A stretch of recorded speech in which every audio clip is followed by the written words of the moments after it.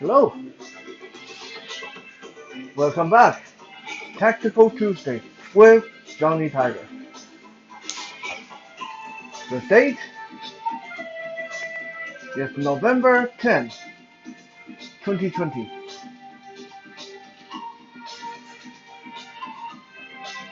I remember this friend of mine, his name's Wayne. He's an elderly gentleman. He's almost 80 years old now. Wayne told me that whenever he went out for a walk at night, he liked to go out for a walk at night.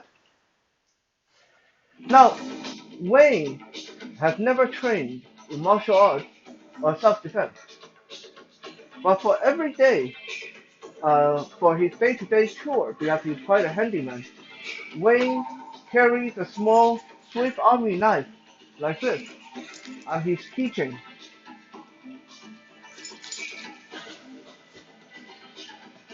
But Wayne told me that every night when he left his house to go on his walk, he would go to the kitchen and he would grab a knife from the knife block, something like this big pumpkin butcher knife type thing, or chef knife, and he would wrap it in newspaper and he would tuck it in the inside pocket of his coat, and he would go on his walk.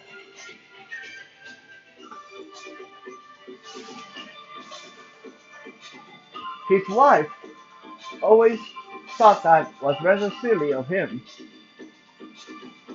just like my own family tend to tell me that I'm a little bit too paranoid and silly with how prepared I want to be when I leave the house.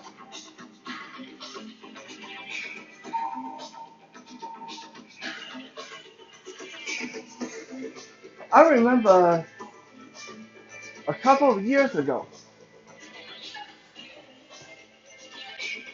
I saw this news item of this very beautiful, very promising young college girl getting killed by a sex offender. Now, the details were rather disturbing, so I won't go into too much of that. But I'm going to talk about what caught my attention the most was during the struggle, this young woman grabbed a box cutter out of her purse and attempted to defend herself with it. Unfortunate for her, it did not have the kind of effect she expected to have.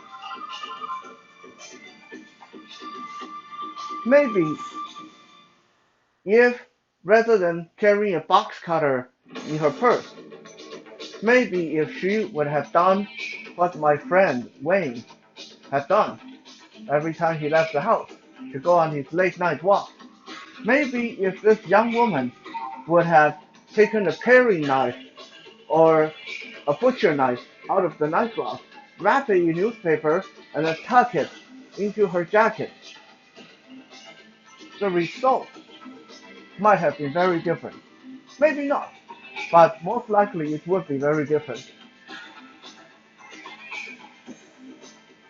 Of course, this is all hindsight 2020, but I want to use today's video to talk about why is it so important to know not just what to carry, but how to carry it, where to carry it, and to know to change things up depending on what kind of situation you may be walking into.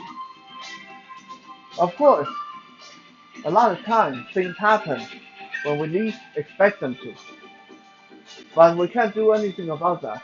What we can do is not leave too many of those things to chance.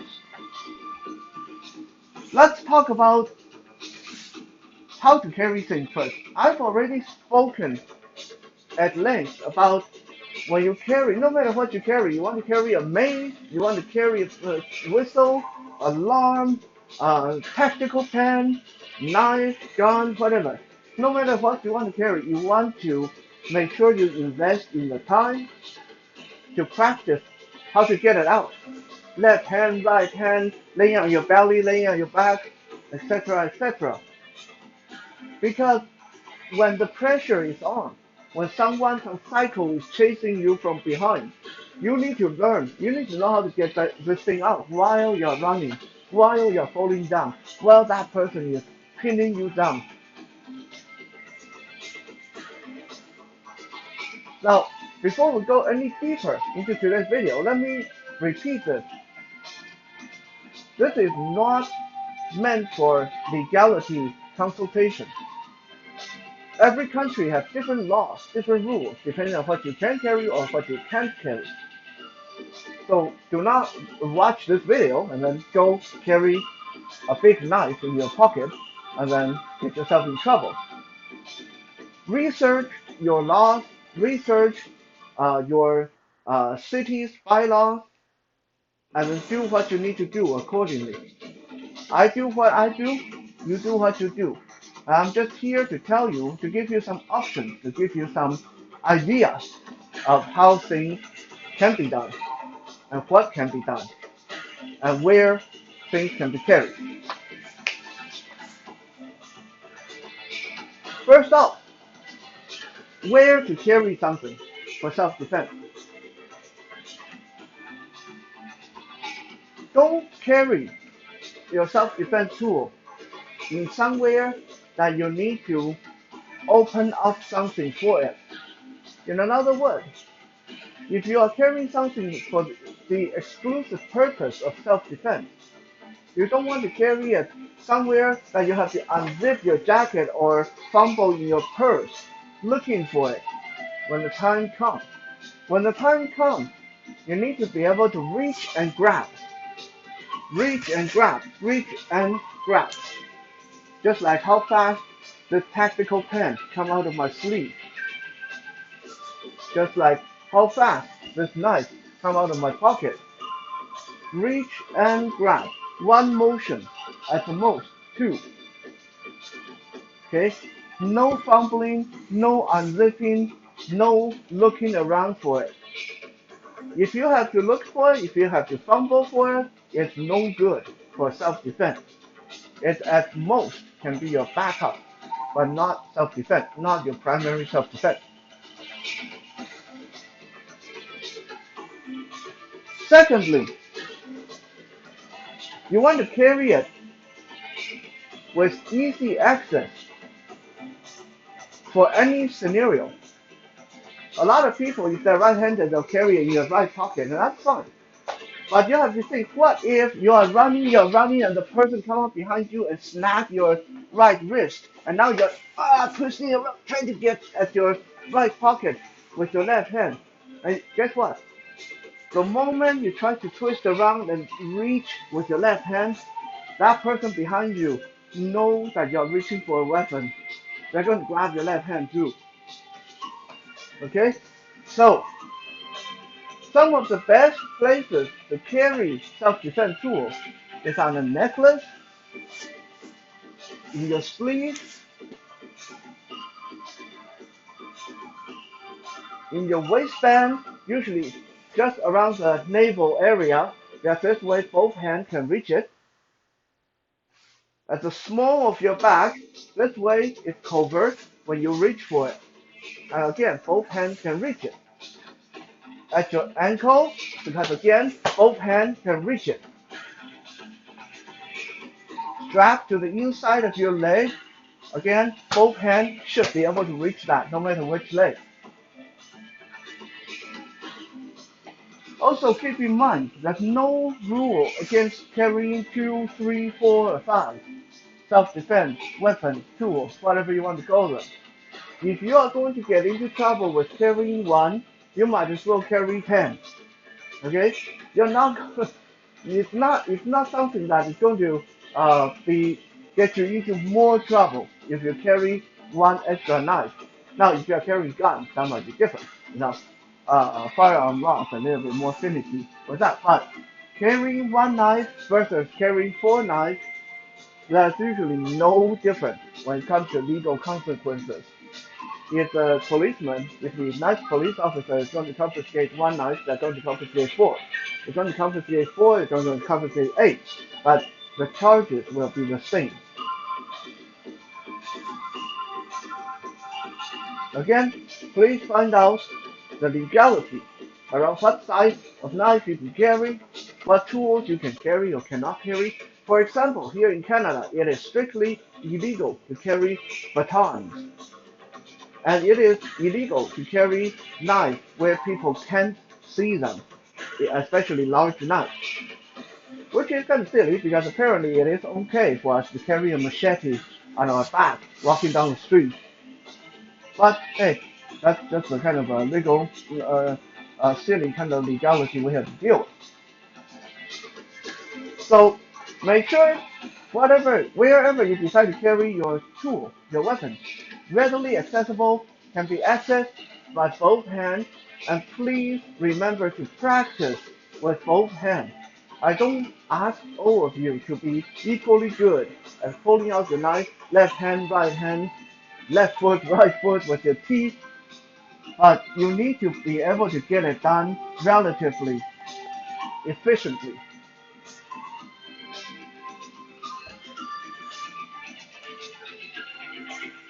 Now let's talk about when to carry what. For most of us, it is lucky that we don't live our life in a war zone. We don't go through our life fearing for safety every day. So, if I'm just out on the town, if I'm just going through my day to day, if I have no reason to suspect something might be dangerous, then I may just get away with a nice solid keychain with a little knife on it. But this folding knife is not for self-defense. Because the minute I take it out of my pocket and try to pull it out, it's too late, okay? This is not for self-defense. This is for every day-to-day opening boxes, opening envelopes, whatever. So I would have something like this in my pocket because the keychain is nice and heavy, nice and solid, okay? And, of course, I have my tactical pen in my sleeve.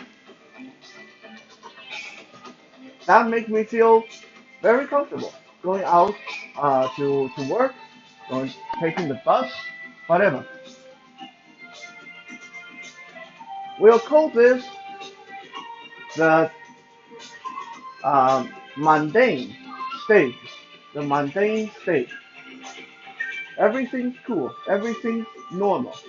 Now, if we go into what I call the green state, if I'm going somewhere, let's say I'm going on a trip to somewhere I don't know.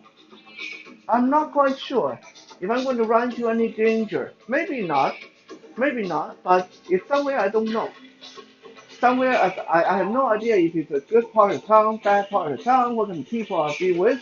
If it's a party that might get kind of rowdy sometimes, then I'm going to upgrade my arsenal. Okay? Then I'm going to maybe upgrade to this FGX Nightshade Battle Ring by Cold Steel. 9 inches long with a 3.5-inch double-edged spear blade, completely made of fiberglass bonded plastic, no metal in this baby at all. Nice and solid with a finger ring for stabbing down or for stabbing forward or for whacking against someone's hand. Its construction is simple, it is light, it is nearly indestructible unless you run it over with your car. And it is easy to use. As you guys can see, I'm drawing this with my left hand. Why am I drawing this with my left hand? Because I want to show you guys that it is important to carry something that you can draw with your left just as well and carrying something that you can draw with your primary hand. I'm right-handed, but I can print this out in my left hand, no problem, if I need it. And if I don't need it, if everything goes good, that's okay. Nice little light tool that can just fit in my pocket.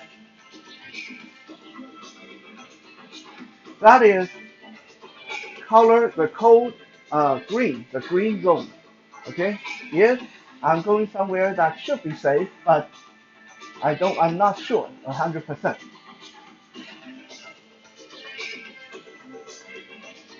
Next up is the yellow zone. The yellow zone is when I'm walking into a situation where I have a maybe 50% chance expecting something can go wrong, something might go wrong. Let's say I'm going to a high profile nightclub or that neighborhood pub that people get into fights all the time. Or if I'm walking down the street and I know I recently pissed off some bully that may come hunting for me. Or if I'm walking down a neighborhood where there's a lot of gangbangers hanging about and stuff like that. Okay, let's say I am relatively certain I'll be safe, but the chance for something go wrong, the chance of being harassed is quite high. Then we are going to up the stake into something like this, the CRKT Casper Crawford knife. A big pumpkin folding blade with a 5-inch blade, feel super solid in hand. You do forward grip and then backward grip. Very, very good. It's almost as good as a fixed blade knife. Right? And sit nice and low in the pocket, and it's made for one purpose, which is for fighting.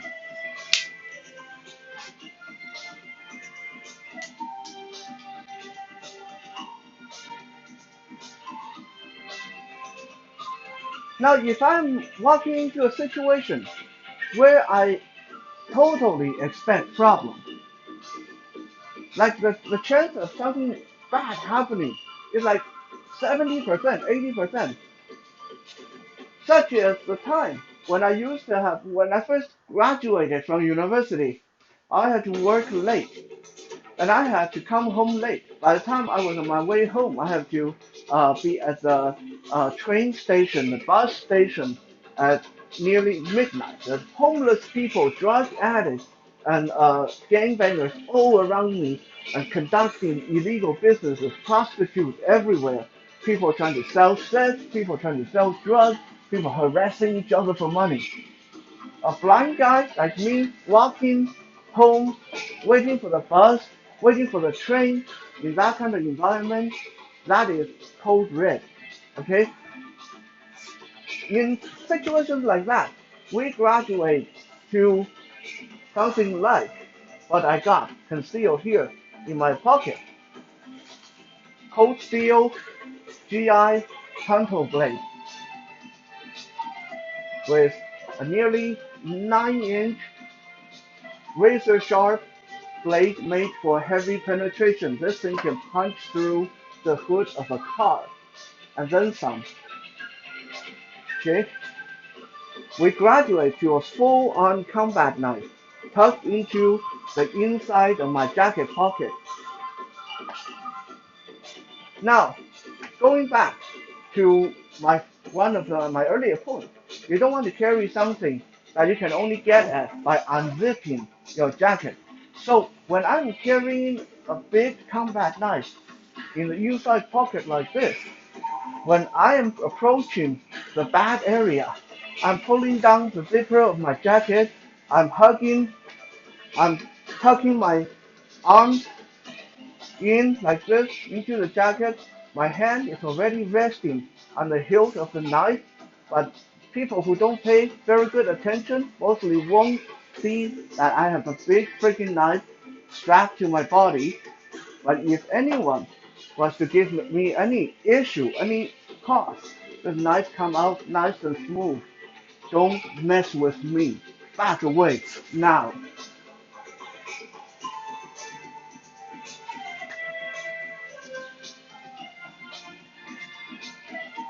a quick interesting little bonus story before we wrap it up. I once have bluffed someone off, someone who was trying to rob me at one of these cold red area. And I told him, I took his hand, not aggressively, I put his hand on my side, feeling the hilt of my knife through my jacket. I told him, I said, I'm blind. I don't have a lot of money. I have maybe $20. But on top of that $20, I also have my ID. And I'm not going to give that up without a fight. Now, I am carrying something under this jacket that is going to hurt you really, really badly. So now it's your decision. Do you think $20 is worth dying for? Because if you still think that $20 is worth dying for, then let's go. And he walked away. Didn't give me any trouble after that.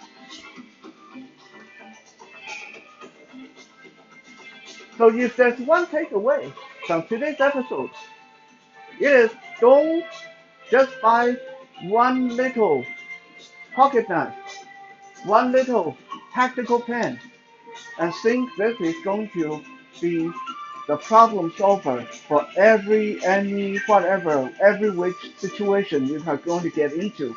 You need to evolve. Depending on where you're going, depending on who you're hanging out with, depending on the threat level, you need to be able to adapt to it by upgrading your tools, by upgrading the weapons or tools at your disposal. A box cutter is not going to do it. Thank you for checking out today's Tactical Tuesday. We'll be back again tomorrow on Wisdom Wednesday.